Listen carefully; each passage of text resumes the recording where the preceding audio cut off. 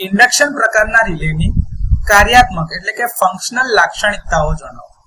તો આ રિલેની time current લાક્ષણિકતા વ્યસ્ત પ્રકારની હોય છે.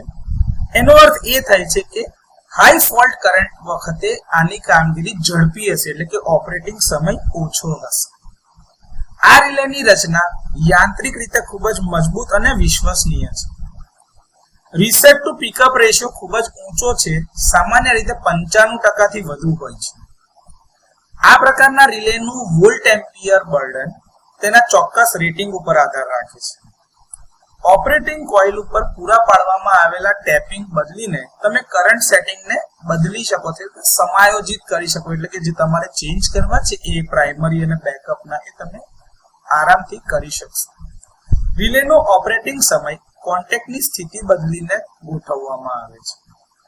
આ પ્રકારના રિલે સખત રીતે એટલે કે ભાઈ સ્ટ્રિક્ટલી ઓલ્ટરનેટિંગ કરંટ સિસ્ટમ પર જ કાર્ય કરે છે. તે ડીસી સિસ્ટમ માટે ઉપયોગ કરી શકાતા નથી.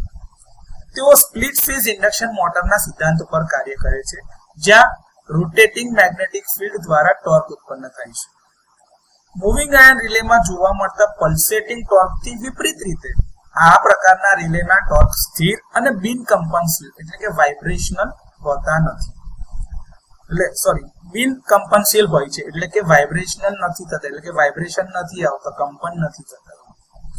ફિક્સ ચુંબક એટલે કે બ્રેક મેગ્નેટનો ઉપયોગ ઘણી વખત ડેમ્પિંગ પ્રદાન કરવા માટે થાય છે, જેના લીધે ચોક્કસ ટાઈમ લાક્ષણિકતાઓ સુનિશ્ચિત થઈ શકે છે.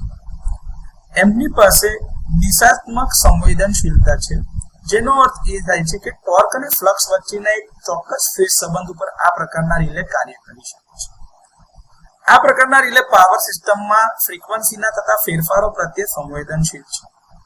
સામાન્ય સ્થિતિમાં કોન્ટેક્ટ્સને ઓપન રાખવા માટે કંટ્રોલિંગ ટોર્ક પ્રદાન કરવા માટે સર્પાકાર સ્પ્રિંગનો ઉપયોગ થાય છે.